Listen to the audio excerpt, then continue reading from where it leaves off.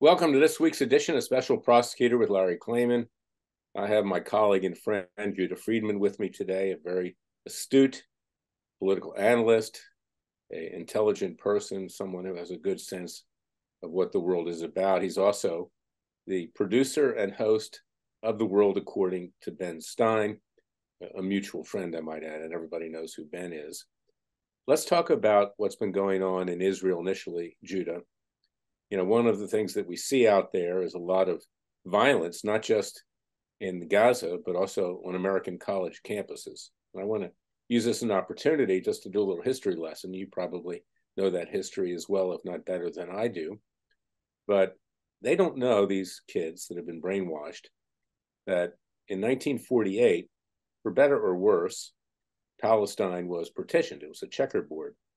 And half of it went to the Jews and half of it went to the Arabs. Okay, and the Jews are Palestinians as much as the Palestinians. We all come from Palestine. Of course, my relatives come from Ukraine, Poland, and Lithuania, so we're a little bit out of touch in that regard. But nevertheless, the place was partitioned. It probably wasn't a good idea. The UN did it. The Brits, the French, and the Americans, allowed that to occur. But the Arabs declared war on the Jews, and the Arabs lost miraculously. They lost. And ever since, Israel proper, notwithstanding the 1973 war, which expanded Israel to some extent, has been basically a unified country in terms of landmass. And that's what happened. Now, the Palestinians, they obviously were left out in the cold, so to speak, the modern day Palestinians, primarily because other Arab countries didn't want them. The Palestinians, frankly, were intelligentsia like the Jews were, early on. They were the doctors, they were the lawyers, they were the academicians.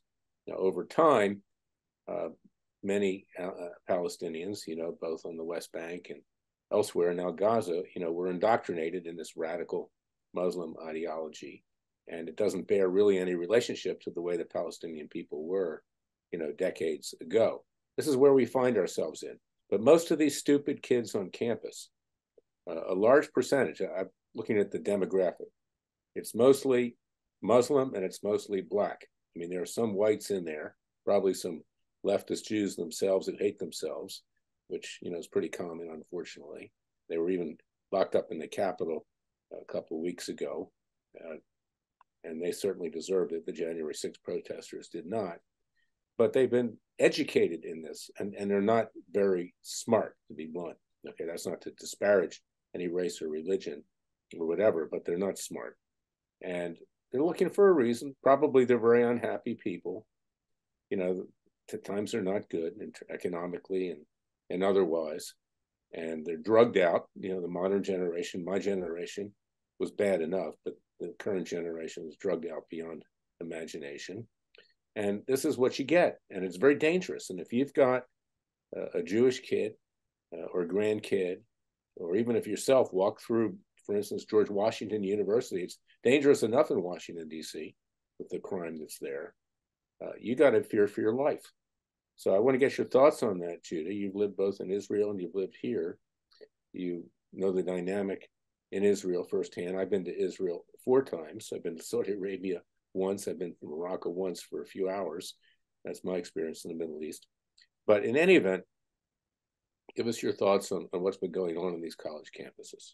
Well, let me just go back a little bit to what you said to correct you just a little bit. What people don't realize is it was British rule pre 48, and after the Holocaust, they were trying to figure out, what do we do with the Jews? How do we get them a place? They need this place, and I believe to the point where even Australia was considered, parts of Australia, I should say. So was Uganda.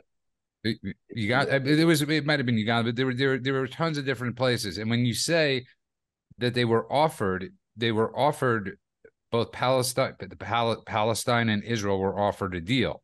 Israel accepted the deal. They did not accept the deal. Israel had no weapons. Israel had no guns. Truman, who voted in the UN to allow Israel statehood, destroyed all the weaponry we had here from World War II, the excess, and all the planes. Everything was sort of destroyed. And if you were, he wouldn't allow Israel to be armed. And if you offered any assistance, you were threatened with losing your U.S. citizenship. So just to put in perspective, it was armed versus pretty much unarmed. And it's very important that people understand that. Thank God for people like Meyer Lansky and Al Schwimmer, who helped start the IDF.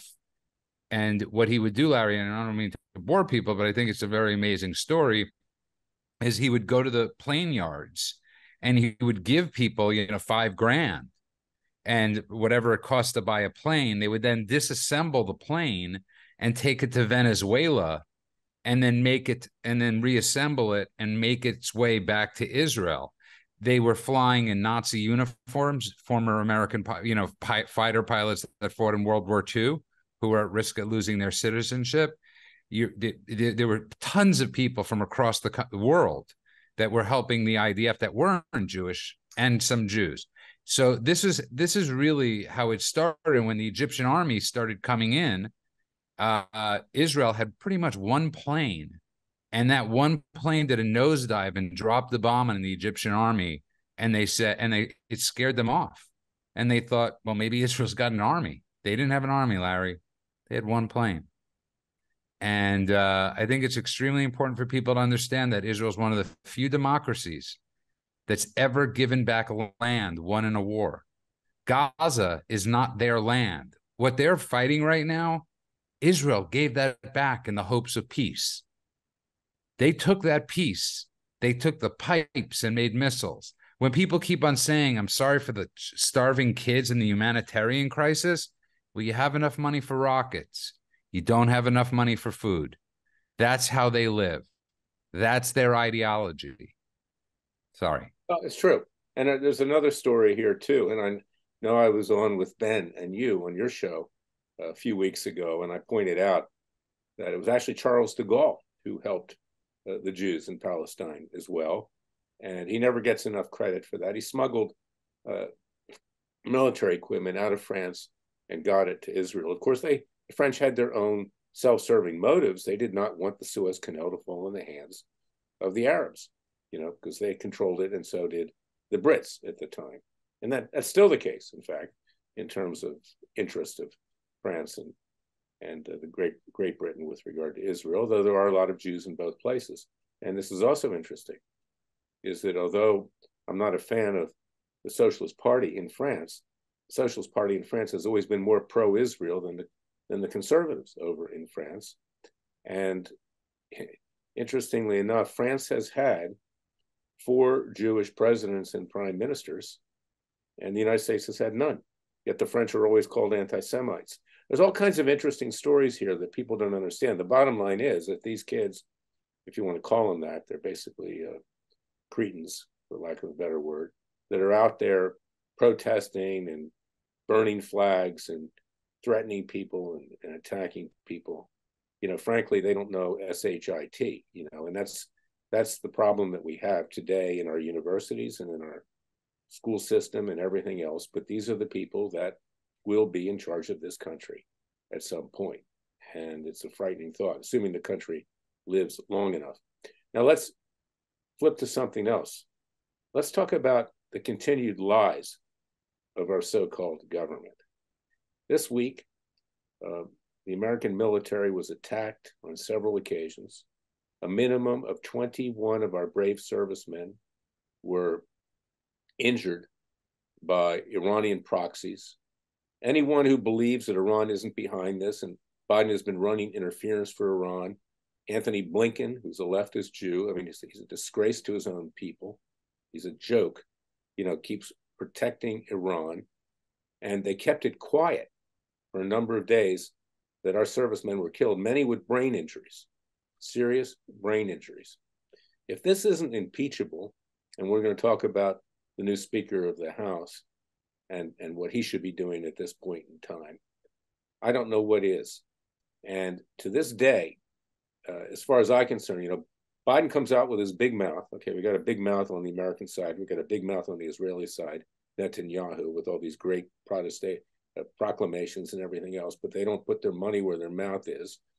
And Biden has been messing up what's going on in the Middle East. He's trying to handcuff the Israelis. No one knows what American policy is other than just lurching along and kissing, frankly, the ASS of the Iranians. And I have to conclude, given Biden's history of being bribed by communist China, Ukraine, and Russia, that he's obviously been bribed by the Iranians as well, in one manner, shape, or form. If not bribed, then blackmailed, because they also are very sophisticated when it comes to intelligence. In fact, in Los Angeles, where you are today, Judah, the FBI has the largest field office that investigates Iranians. You got 1 million Iranians in Los Angeles, 1 million. And much like Castro with Miami and Cuba, even today, there are Iranian spies all over Los Angeles. And I pray for the safety, not just of Jewish people in Los Angeles and synagogues, but people in churches, because, you know, Christians just come slightly behind Jews on the hit list. And it's frightening. Yet our president has got down on his knees and is committing oral sex on the Iranians. And it's disgusting. It's despicable. He is a criminal. He's a degenerate. And he must be removed from office immediately, peacefully, and legally. I've never seen anything like this in my entire life. Thoughts? Oh, well said. I'm reading Luke's messages.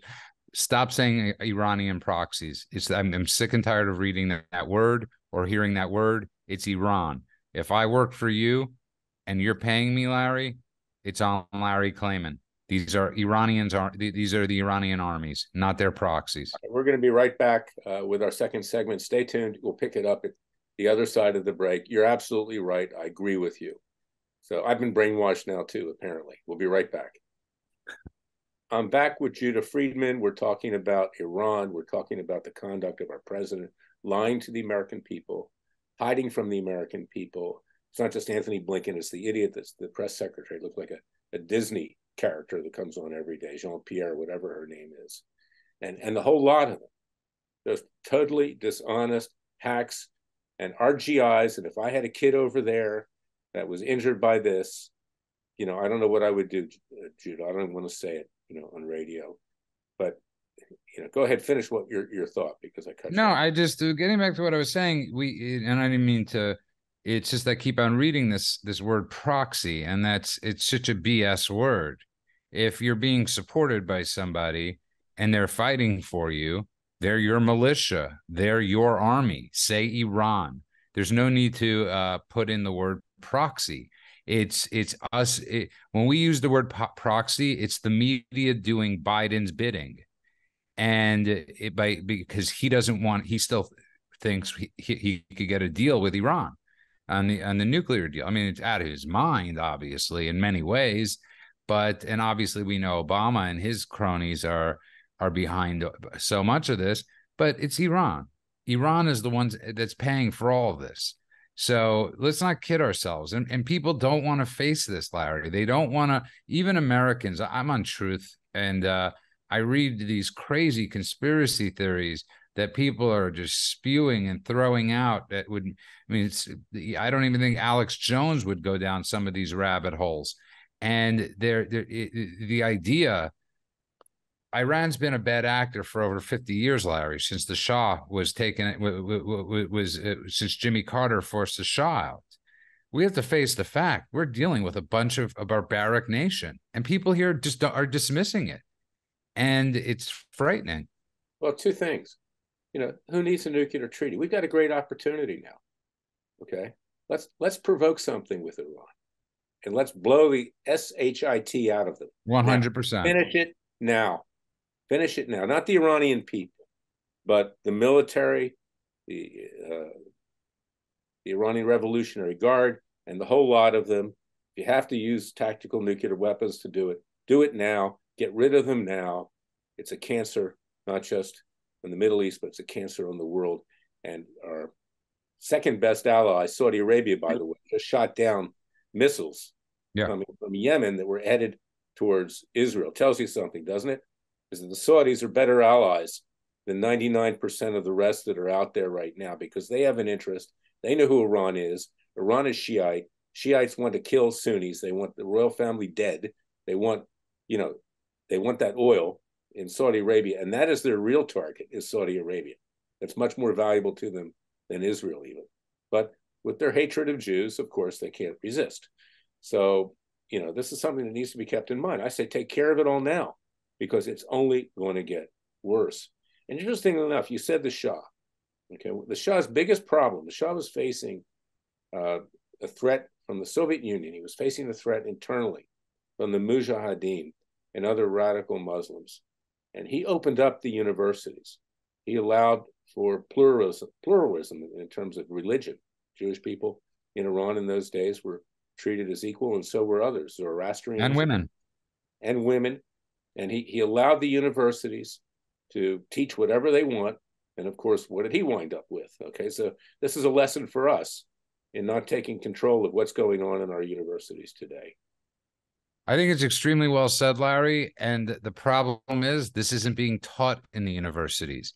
And actual factual history is not being taught in the universities.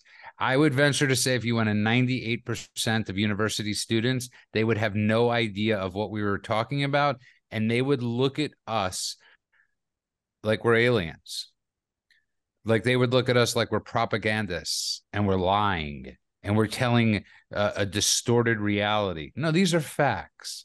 These are factual events in human history. And amazingly, I was looking at Larry, Tulane yesterday, Tulane, which is in Louisiana, right? Had this on campus. This is all over. This isn't just the coastal cities anymore, Larry. This is spreading. It's like a disease. It's like the Walking Dead. You have kids out there, all they have is a snap in their brain, nothing else circulating. No, it's terrible. We've got about 10 seconds left. We'll be right back with Special Prosecutor Larry Klayman. Until then, go to freedomwatchusa.org, contribute to our cause with tax-deductible contributions. We'll talk later about why that's so important. Stay tuned.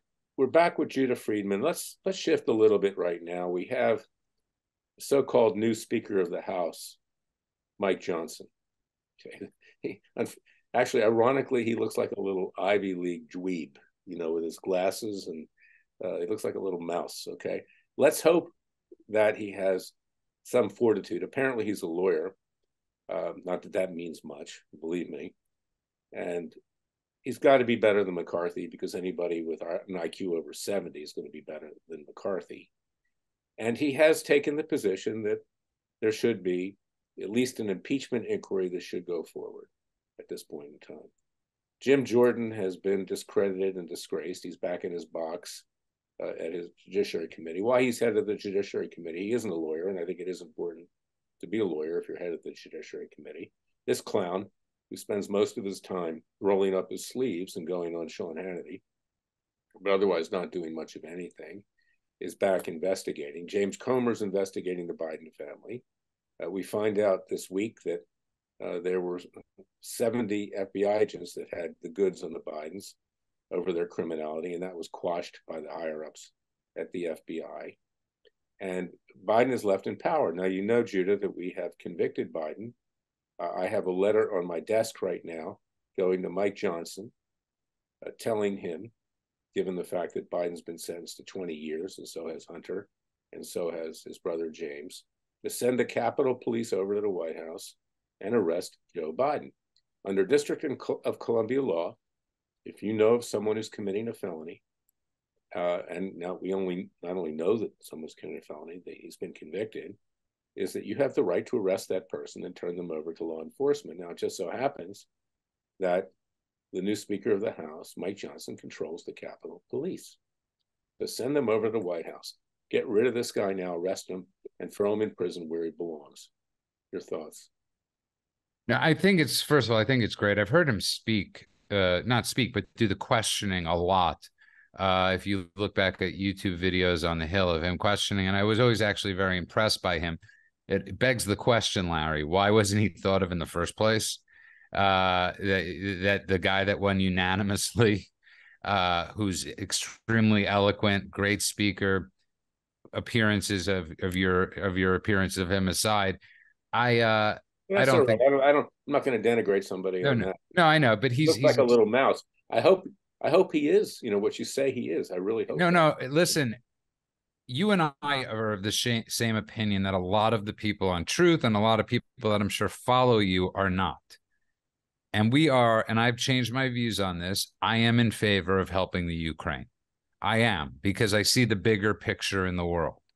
And immediately after he voted to aid Ukraine spending, you had all the people, all the grifters and snake oil salesmen on Truth and all these different places going after him.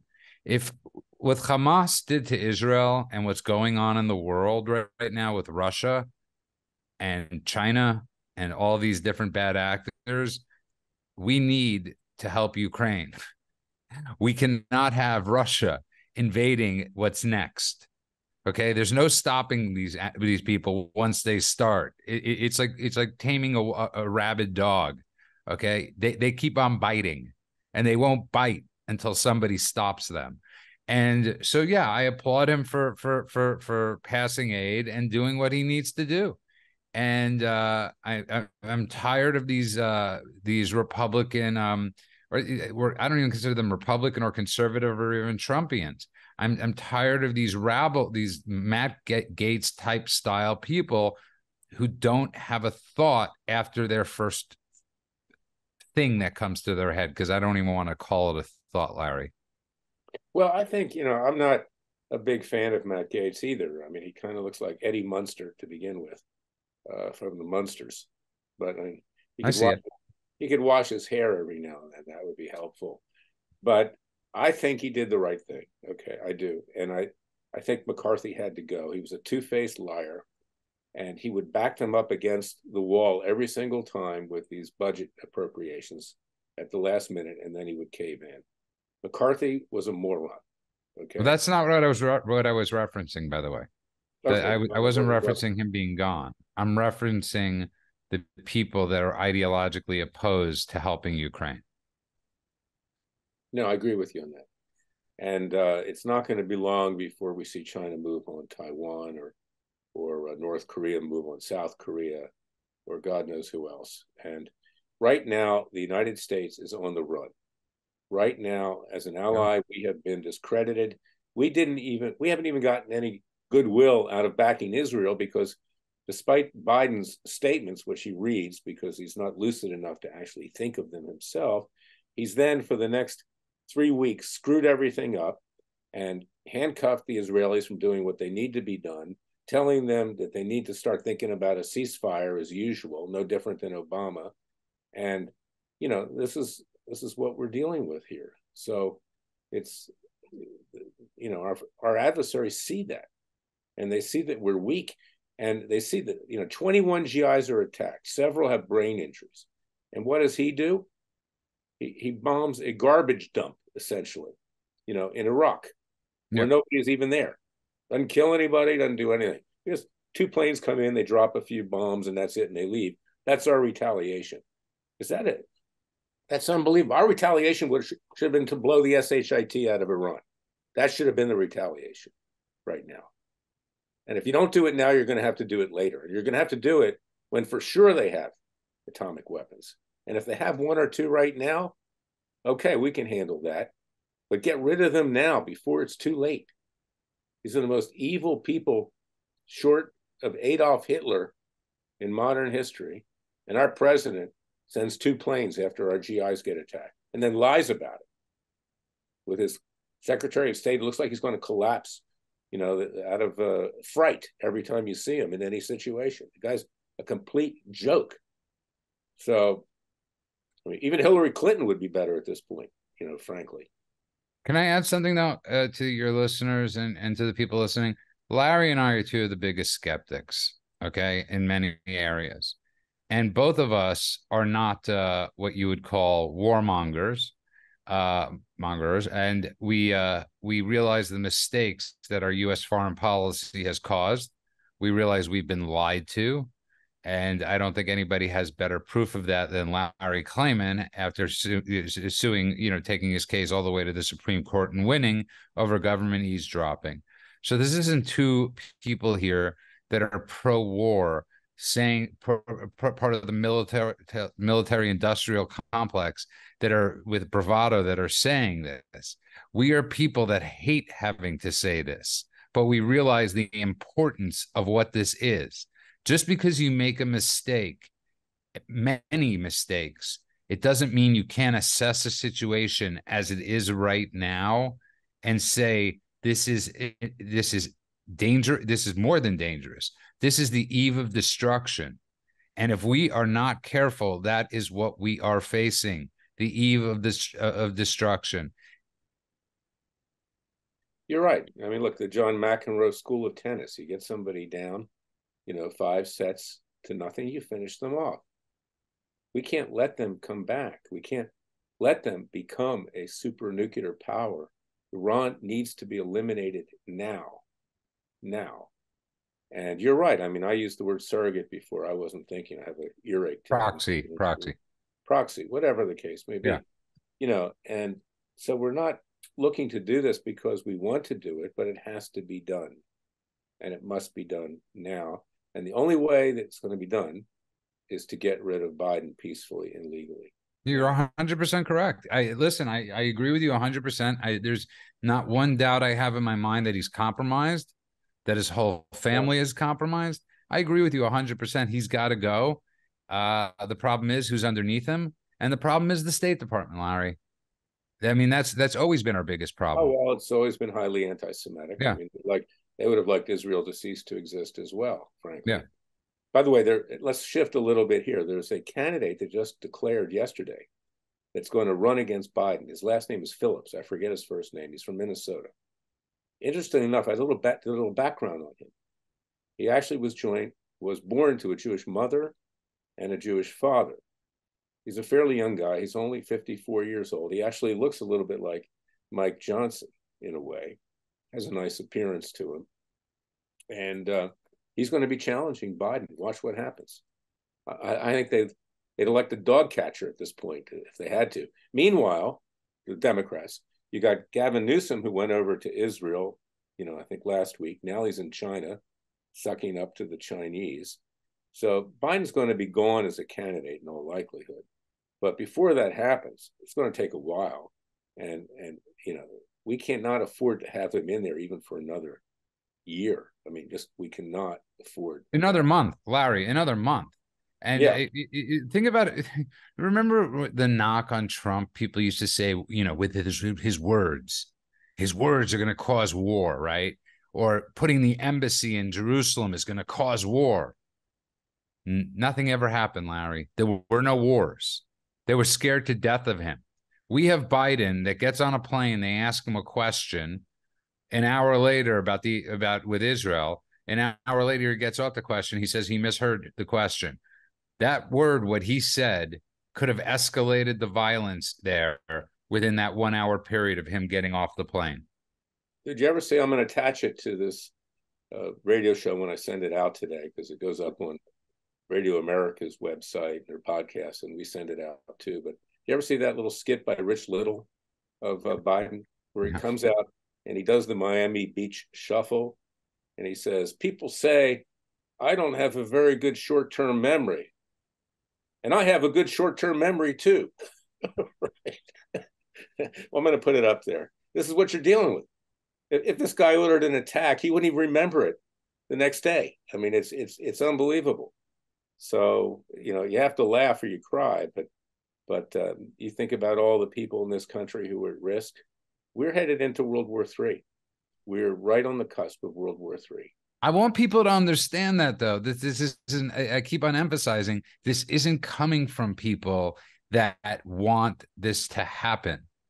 This is coming from people that are looking at the situation, not from the news perspective or the media narrative, but looking it through the lens of history. And when people say they want to kill you, trust them. Eventually, they will try. That's right. I have a good friend, Armstrong Williams, who once said to me, when people who reveal who they are, believe them. Excuse me. It's a very, very true statement. Now let's talk about, someone who, if he had been president today, I think he is the president, but unfortunately there was fraud. Donald Trump. He's sitting in a courtroom in New York City. There's this crazy, hateful leftist judge, whatever the heck his name is. I don't even remember at this point. Me neither. And he gets fined, and he gets a gag order put on him. So bad that even the ACLU is defending Trump in that regard, if you can believe that.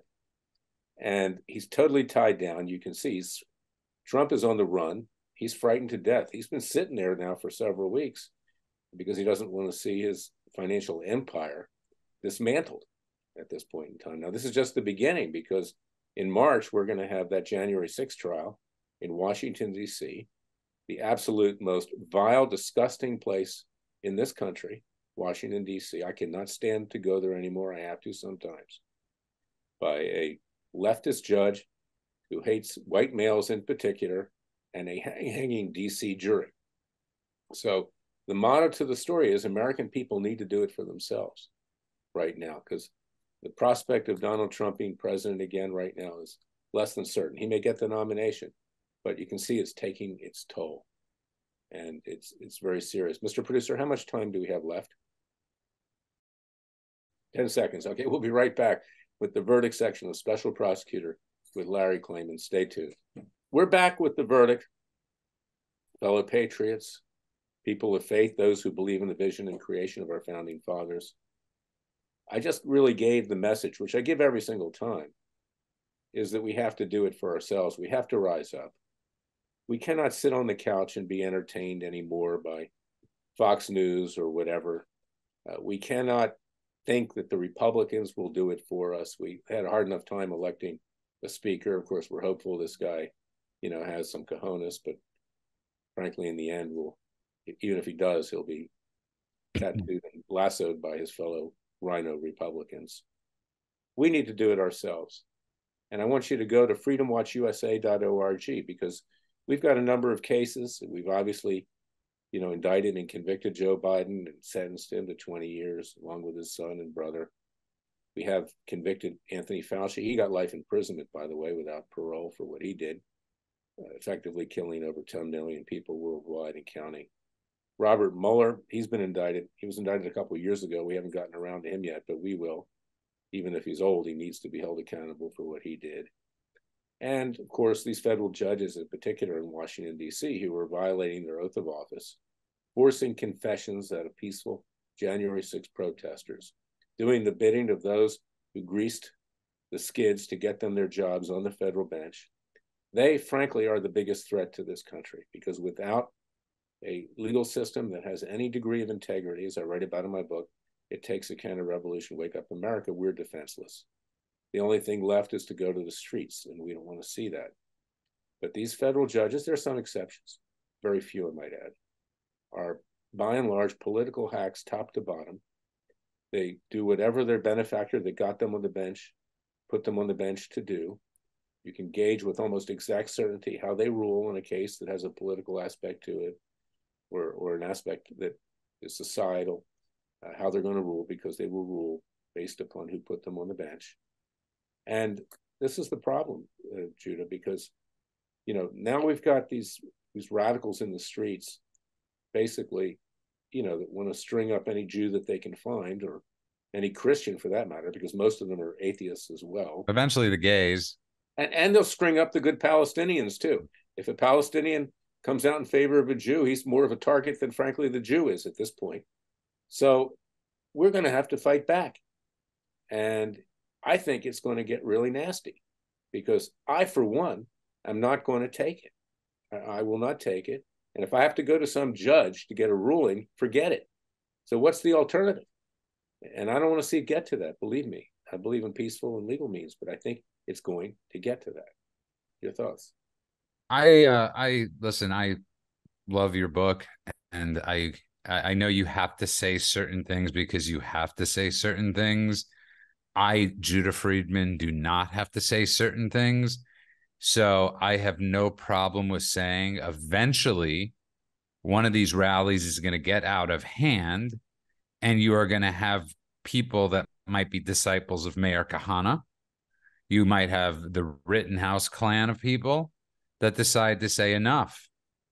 And that's eventually what's going to have to happen. As much as I don't want it to have happen, it's going to happen. Hitler got in with 37% of the vote. People realize that. Think about that number. 37% of the vote. 50% at least of the Democrat Party sides with the Palestinians. 50% to 37%.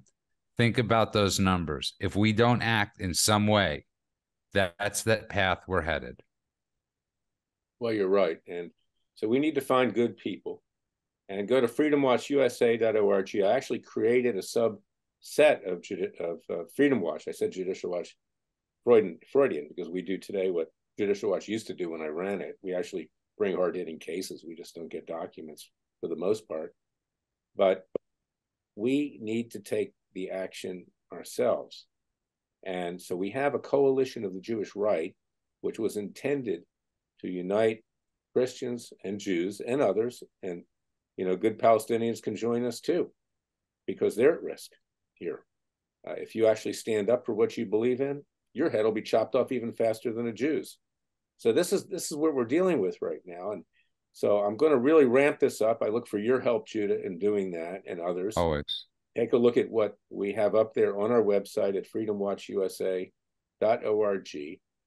But we're now way beyond civil discourse. Okay, we're headed into a bloody, violent revolution. And that's something that I do want to head off, and I'm sincere about that. And there's strength in numbers here. But the first thing that we need to do is to police peaceful and legally get rid of this disgusting human being that calls himself the President of the United States. He is the worst president that we have ever had in our entire history. And he's stupid and he's brain dead. I mean, if you're going to be evil, you might as well be smart. I mean, this guy is so dumb, he doesn't know where he is. So, and it's really dangerous because the people around him are manipulating him. And he's going to drag us all down into World War III. So that's my message for today. Go to freedomwatchusa.org. Go get a hold of Judah's show, The World According to Ben Stein. God bless you. We'll be back next week with another special edition of Special Prosecutor with Larry Klayman. Until then, thank you for listening to us.